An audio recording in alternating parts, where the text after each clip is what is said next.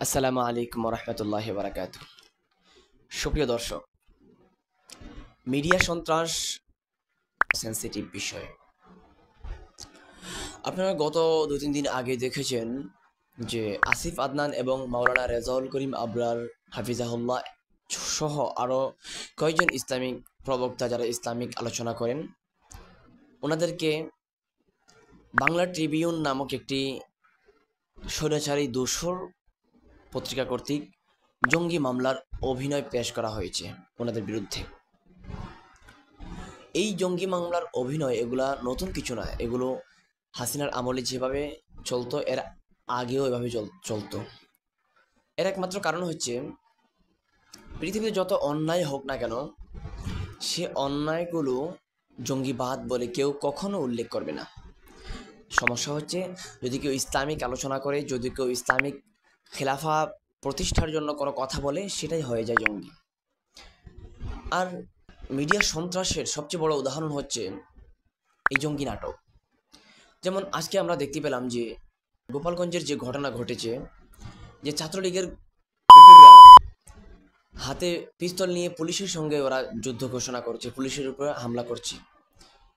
মানে এবং এরকম দেখা গেছে যে পুলিশ পর্যন্ত ওদের সাথে ঠাসকি খেয়ে গেছে, ওদের সাথে পারছে না ভালো করে। এত বড় সন্ত্রাসী কর্মকাণ্ড দেখার পরও কোনো একটা মিডিয়া ব্যক্তিত্ব কেউ এটাকে লিখলো না জঙ্গি হিসেবে। চিন্তা করছেন বিষয়টা? সরাসরি পিস্তল হাতে নিয়ে অন্যায় কাজ করছে, এদেরকে কেউ জঙ্গি লিখলো না, সবাই ছাত্রলীগই লিখলো। আর এদিকে আসিফ আদনান, রেজাউল করিম আবরার হাফিজাহুল্লাহ এরা শুধুমাত্র দিনের কথা বলে, তাই বলে এরা জঙ্গি হয়ে গেল।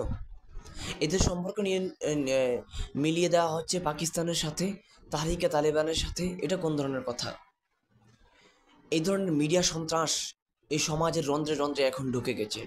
ইসলামিক কোনো কথা পেলেই সেটাকে তারা মিডিয়া সন্ত্রাসী কর্মকাণ্ড করে, সেটাকে তারা জঙ্গিবাদী হিসেবে প্রকাশ করে। এই বাংলা ট্রিবিউন প্রকাশ্য একটা মিডিয়া সন্ত্রাস, স্বৈরাচারের মানে ঘনিষ্ঠ সঙ্গী। এরা ইসলামের বিরুদ্ধে দাঁড়ানোর জন্য, LGBTQ সাপোর্টে আসার জন্য, ইসলামকে অ্যাভয়েড করার জন্য, ইসলামকে হ্যায় প্রতিপন্ন করার জন্য এরা জঙ্গি নাটক প্রতি বছরই সাজাতো।